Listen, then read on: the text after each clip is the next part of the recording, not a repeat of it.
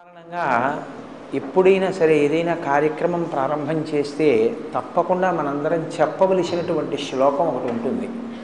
ఏదైనా ఒక పెద్ద కార్యాన్ని ప్రారంభం చేసే ముందు, ఆ రోజు దినచర్యని ప్రారంభం చేసే ముందు పూజా కార్యక్రమంలో మొట్టమొదటి పూజలో మొదట చెప్పవలసిన శ్లోకం సుముఖశ్చైకదంతశ్చ కపిలో గజకర్ణకః లంబోదరశ్చ వికటో విఘ్నరాజో వినాయకః ధూమకేతుర్గణాధ్యక్ష బాలచంద్రో గజాననః వక్రతుండ శూర్పకర్ణో హేరంబ స్కందపూర్వజః షోడశైతాని నామాని ఎప్పటే చూయాదపి విద్యారంభే వివాహే చ ప్రవేశే నిర్గమే తథా సంగ్రామే సర్వకార్యేషు విఘ్నస్తస్య న జాయతే.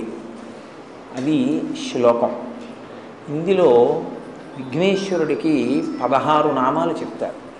ఈ 16 నామాలు షోడశైతాని నామాని అని.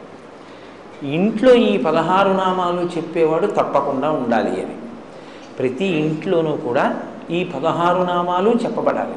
చెబితే మిగిలిన వాళ్ళు వినాలి. అంటే ఈ శ్లోకాన్ని ప్రతిరోజు పైకే చదవాలి అని గుర్తు. ఇంట్లో మిగిలిన వాళ్ళు దీన్ని చదవలేరు అంటే ఇంటి యజమాని దీన్ని పైకి చెప్పాలి. చెప్తే మిగిలిన వాళ్ళు వినవలసి ఉంటుంది. కనీసం ఏమిటంటే పూజ ప్రారంభం అవుతోంది అంటే వెళ్ళి అక్కడ నిలబడడం కష్టం కాదుగా. పూజ మధ్యలో ఏదైనా అంగం అంటే మాకు తెలియదండి, ఆ సమయానికి ఏదో పనిలో ఉంటాం, ఎలా పెడతాం అనొచ్చు. పూజ ప్రారంభం చేసి ఘంటారామం చేయగానే వెళ్ళి అక్కడ నిలబడడం పెద్ద విశేషం ఏం కాదు.